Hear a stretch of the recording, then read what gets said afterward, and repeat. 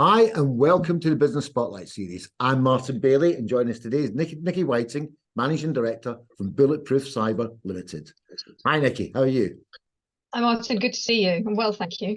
Great. And thank you for taking the time out to join me today. I'm really pleased to have you on the podcast. Why do we start us off? Why do we start this conversation off and tell us a bit about who you are, what you do, that sort of stuff? You know, what is Bulletproof? What is Bulletproof? Yeah, I'll give you a little rundown of Bulletproof. So Bulletproof Cyber is a cybersecurity consultancy business. We're based in Stevenage, and we've been going for about 7 years now. It spun off from another company that we have called Server Choice, which is a data center. And basically what we were finding was when we were running the data center, we were having customers come to us and say, can you help us with our security? So the business sort of built out off the back of that. We started off predominantly as a penetration testing company, so doing ethical hacking. And we also developed a security operations center. And then I joined the business in 2020, 6 weeks before lockdown, which was fun. And my remit was to come in and build the consultancy part of the business. So that encompassed any kind of information security consultancy. So applying standards like ISO 27001, which is an information security standard that a lot of companies now go for, but also things like Cyber Essentials, which is another standard that some companies have to do government contracts, and also GDPR and data protection, because that was and still is a big area for organizations to get sorted out. So I came in, say, 3 years to build that up, and over the 3 years we've moved that team from being 3 people to being about 30 odd people now. So it's grown rapidly. And I then took over our penetration testing team in 21, and that's now 34 pen testers. And I joined the board in end of 21 and became managing director earlier this year. Oh, congratulations. So it's been a bit of a whistle-stop tour, really, to be honest with you.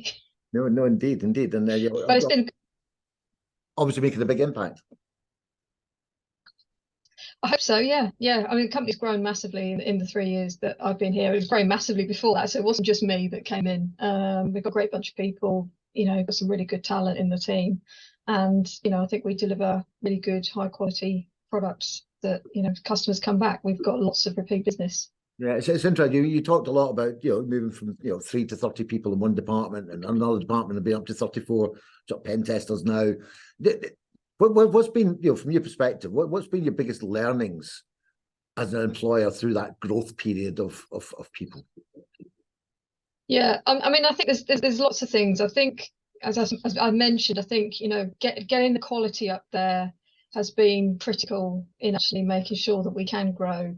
So I think that was one of the key learnings, is not sacrificing, because it's very easy to do, in consultancy. You've got a lot of customers coming through the door, you start cutting corners, and customers don't like that. And particularly for a consultancy type product, which is quite specialist, they need to know that what they're going to get is, top notch. And they need to have confidence in the people that they're working with. So I think, that was definitely something that, we knew that if we didn't do that, we weren't getting the business. And that was one of the reasons I came in, there wasn't that repeat business going on. And I think we knew that if we got, good experienced people to deliver the work, we would get that repeat business. So that was definitely one of the learnings. I think the other thing that I think's been really critical for the development of the business has been the culture of the organization. We put a lot of emphasis on that at Bulletproof. It's really critical to what we do. And lots of companies talk about culture and their values, but sometimes they're just written on a piece of paper, and they don't really mean a lot. Whereas we talk about our values all the time, and they're really ingrained in our business. So, all our appraisal process, our initial interview process, it all draws on the values that we stand by in the organization. And it, determines the kind of people that we recruit. And I think ultimately that's what's led to a really successful culture, really supportive, culture. And, you know, I've worked in lots of companies over the years, and I can honestly say, and I know you're going to say to me, well, of course you're going to say this, you're the MD, but it's one of the best companies I've ever worked in. Just because that culture's there, you know, you go to work, people are positive, people are friendly, people are helpful, there's no politics, there's no silos, you know, everyone's trying to work towards a goal. So I think, you know, that's one of the biggest things. I think it's really important for businesses to get that culture right. Totally agree. And you know, I'm not going to say what you think I was going to say, but I've also worked in businesses where the culture has been fantastic, and you know, where I have very fond memories of my time within that organization. And I've also worked in organizations where the culture has been anything but fantastic, and I have very unfond memories of the time I spent in those. So, and myself as well. So yeah, I do. It's really not nice to work in a business where the culture is not good. no, but the culture only becomes good when you're right, when people start to, you know, walk and chew gum, as I call it. So when they start to live and breathe it, and it becomes part of the everyday fabric of the people that work within that organization. So I'm intrigued to ask you a bit more. So obviously you use appraisals, you know, part of your, how have you indoctrinated the culture into your interview process? What learning is there in there for other people? How to get it into your interview process? Yeah, we you know, we've looked at, basically taken the values that we have and then aligned those to interview questions that we ask specifically during the interview process. And then we also do some sort of, they're not really psychometric tests, but they are online tests that we do, which looks at the work personality of the individual.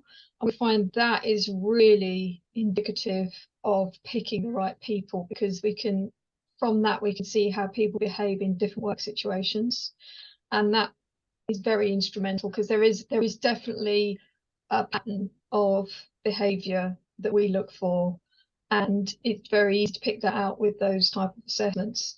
And that, again, it all aligns with the values of what we're trying to succeed, you know, trying to achieve, sorry, not succeed.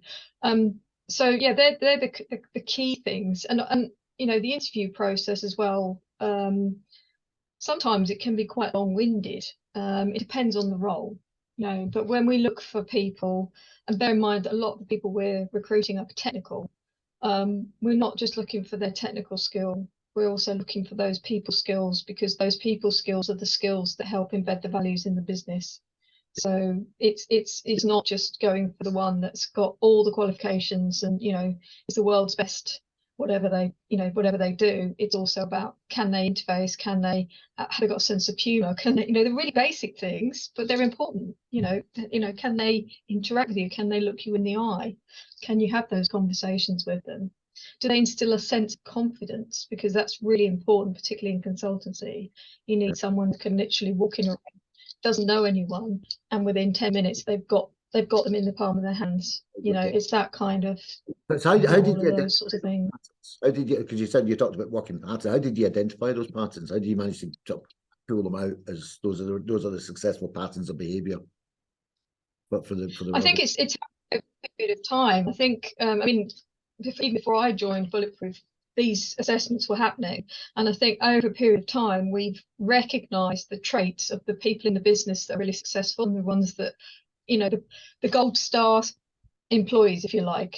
We've picked out the traits from that, and now we know what we're looking for. So I think when we first started doing these assessments, they were useful and we were using them, you know, in a certain way. But I think what's happened over time is we've now realized that we know what the traits are of the really good, high performing people in the business, and that's, you know, that's where we look. Yeah. Okay. Great. And it's important, because that way you get that consistency, don't you? Because you've got that consistency in terms of the actual qualities and the attributes that you look for from your employees, don't you?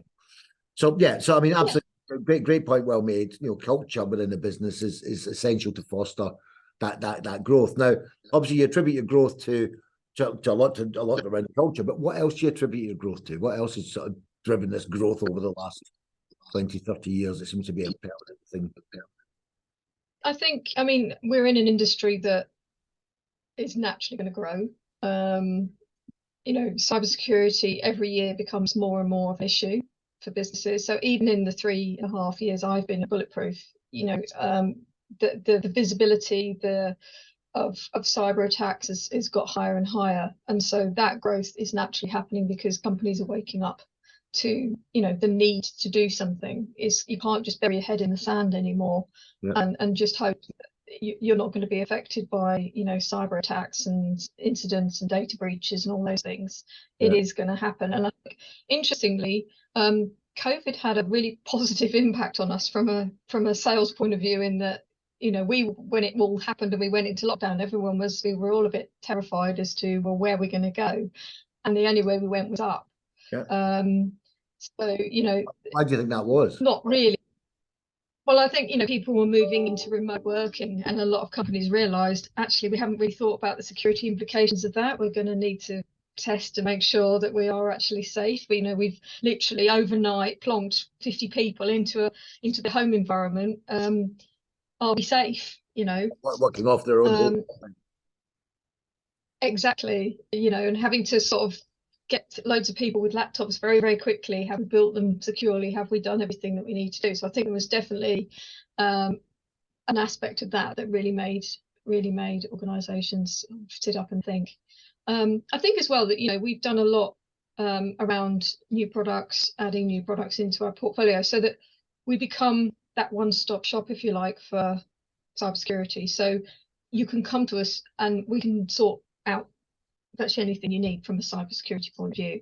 Yeah. So, you know, whereas when we started, as I said, we were really pen testing and security operations center. But now, you know, when a customer comes to us, whichever channel they come in through, whichever product it is they want, there is that opportunity to have that conversation with them and take them on a journey in their sort of cyber maturity journey, in that, you know, they can come in at a very basic level, and we can then take them on that journey and get them to a point where they're in a really comfortable, strong position from a cyber and information security point of view and a data protection point of view. So I think having that large suite of products that all complement one another, and maybe they don't necessarily look like they complement one another, but when you actually start talking to the customer, you can identify the synergies between the different products.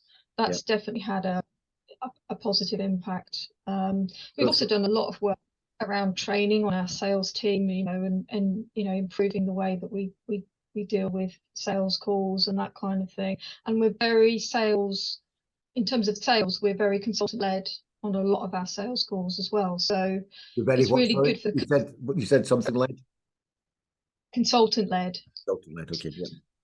Yeah, so basically, for, you know, virtually all the information security consultancy and GDPR consultancy that we do, we have a consultant on the sales call with the salesperson, so that the customer gets in front of a consultant straight away. And I think that's really important in helping the customer understand what they're going to get, because the only person that can really explain what they're going to get is the consultants that do the work. You know, it doesn't matter how much you train a salesperson, it's not, you know, they don't, quite rightly, they don't understand exactly what every single step is. And I think it's really good from a confidence point of view to get that consultant on the call with the customer early on. That instills the confidence. They feel like, yeah, that person knows what they're talking about. I'm in a good, safe pair of hands here. So that's something else that we've, you know, really tried hard with, in terms of making sure that we convert as many sales as we can. Yeah, and I think it's great. I mean, just picking out your key things. So I think, you know, I picked out making sure you've got a great range of products that complement each other, you know, to help your growth. But also the sales training was a key one. So invest in your sales team. Always look at how you can improve that sales call or fine tune that sales call to get the best outcome. And I think it's quite intriguing that you put the actual technician, the consultant, on the call with a salesperson, because in a lot of cases in business and sales, you don't get anywhere near the technician until you actually sign to take on the service. So this is almost a little bit of them getting a bit of a try before you buy on that sales call, in terms of, well, this is what we'll do for you. And I think that's true. And I think the other thing, particularly in this industry, is we're in an industry where, although there's a lot more awareness about cybersecurity than there was a few years ago, a lot of people that come to us really still don't know what it's all about. So there's also an education piece that goes on in that sales call. You know, they come to us and they may say, my customers told me I've got to have this. Can you help me to get this? and they don't know anything about this, whatever this happens to be, so then there's an education piece to explain to them what it's all about and why it's going to benefit them and all those sorts of things and what's involved, and then they go away with that knowledge as well. So again, it's a learning exercise in certain circumstances. Not everyone. I mean, some of our customers come to us and they go, I need a 5-day pen test to do this, this, this, this, and this. And we're like, okay, fair enough. Have a quick chat with one of our pre-sales team. Job done. That's the easy stuff. But they already know what they want, so therefore it's a straightforward done deal, isn't it? Yeah. But yeah, we do get quite a lot of customers that don't really know what it is they've been asked that they've got to do, but they know they've got to do it. Yes, I mean, cybersecurity is a bit of a dark art, isn't it? I mean, to a certain degree, people don't fully understand how cybersecurity works. If you're a layman, you've got to be a bit of an expert to understand it. Yeah, and they don't necessarily understand how they all link together, all the different parts of it as well. So again, it's just about giving them that education piece and speaking their language. So not talking technical and jargon. Yeah, keep it into layman's terms.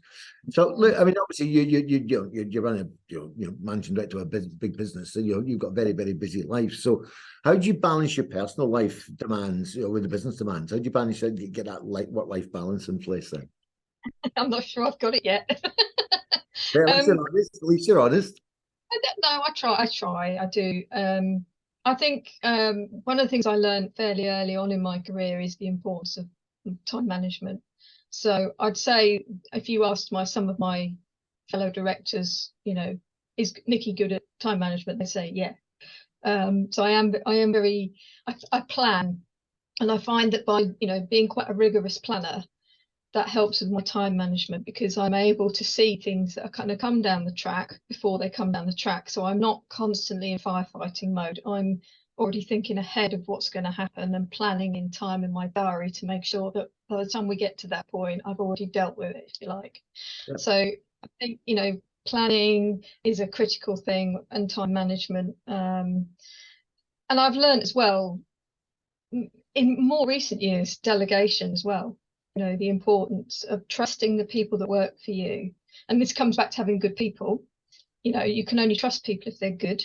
But I've got a really, really good team of people underneath me. And it's great because when I go on holiday now, I don't worry because I know that things are in safe hands. Yeah. So I think having the ability to be able to delegate to people and know that that job is going to get done, and just occasionally checking in to make sure things are progressing and, being there to support them if there's things that they need help with, is another great way of making sure that you're focusing on the things you need to focus on, rather than getting too bogged down in the weeds with heavy amounts of detail, which can suck up hours of your time, but it's probably not the most efficient use of your time. Yeah, it's interesting. I mean, I want to explore this delegation bit a little further here. I mean, obviously, what the benefits to you are around delegating or delegation. What are the benefits to the employees from you delegating to them?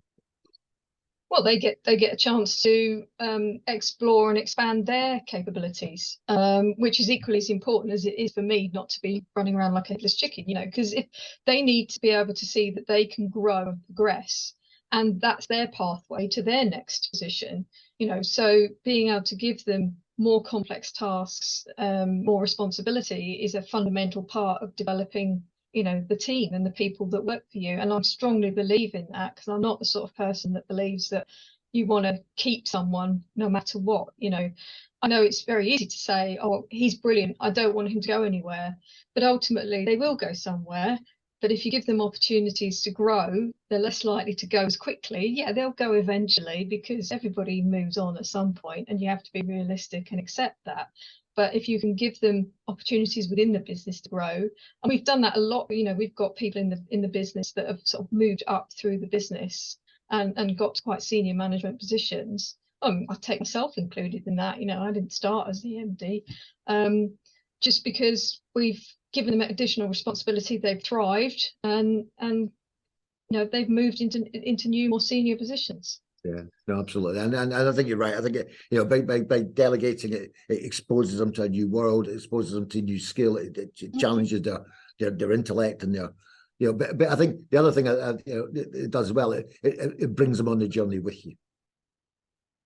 Yeah, absolutely. And Engage. it does mean that you, yeah, it engages them, it means that, you know, I can focus on other things. They get more interesting things to do, so they feel like they're growing. And I think, you know, that's the thing. If you're sitting in a job and you're doing the same thing every day for the last 2 years, and you don't feel like anything new's happening, you're going to get bored and you're going to go. Yeah, you know. Absolutely.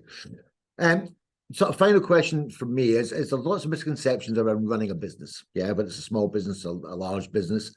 How would you, how would you address any misconceptions? How would you address people's misconceptions of running a business? I think one of the, well, I mean, how do I address them? I mean, I think one of the key misconceptions that you get, particularly, I would say, in the sort of smaller businesses, the entrepreneurial type, you know, startups and that, is that if you've got an idea, you're going to succeed. And that's definitely not the case. I think, you know, lots of people have lots of great ideas and they start up businesses, but they haven't really thought about the execution. It's, you know, so it's about being able to demonstrate, and that's what successful business is. It's taking an idea, executing it, and being able to show at the end of it that you've delivered something and your business is prospering as a result of that. But I think, you know, there is this sort of thing, oh, well, I've had this fantastic idea. Yeah, that might be a brilliant idea, and it might be. Does anybody actually want it? You know, that we've got classic examples of that. You know, Google Glass was a good example of that. You know, nobody really wanted them, but it was a great idea. So I think, you know, those sorts of things, people do need to call them out, you know, and make people aware that it's more than just having an idea. And I think the other thing as well is another misconception that I hear as I've sort of moved into my MD position and moved up as a director is, oh, well, you're a director now, you know, you've got minions that do all of this stuff for you. And of course, in a smaller business, that's not the case. You know, yes, you do have people that you can delegate to, but there's still an awful lot in our business of directors rolling their sleeves up and getting their hands dirty. And in some respects, I think that's actually quite important, as long as it doesn't become so distracting that you're actually not doing your director job. But actually, it's good to get your hands dirty now and again, because that's the only way you keep connected to what's going on in the business. If you become too detached, it's very difficult to make decisions because you don't really understand how the business works anymore. So I think, you know, that there is that misconception that, oh, well, once you become a director, you just, you know, it's much easier. You haven't got it isn't, and you shouldn't really, you know, you do need to still get involved. Yeah, if you know, and I think you're absolutely right. And I think if anybody thinks that way, there's a great book called "Great Leaders Eat Last." Yeah, yeah, Well, that kind of puts you back into reality of what leadership is really truly all about. exactly. That's a great note to sort of finish up on, Nicky. Fantastic, and there have been some great learnings in amongst there. You know, especially around that sales stuff, around, you know, products. You know, and those products complement each other. The sales team, the cultural piece being so important for business, absolutely. And as you said, you know, delegation, leadership being really important in terms of the front line seeing you still going to do day-to-day activities alongside them. So, you know, I'm sure people watching this are going to walk away with you know, loads of ideas and loads of learning. So thank you very much for your time today. It's been absolutely brilliant. Look, I'll hopefully see you again soon. Thank you.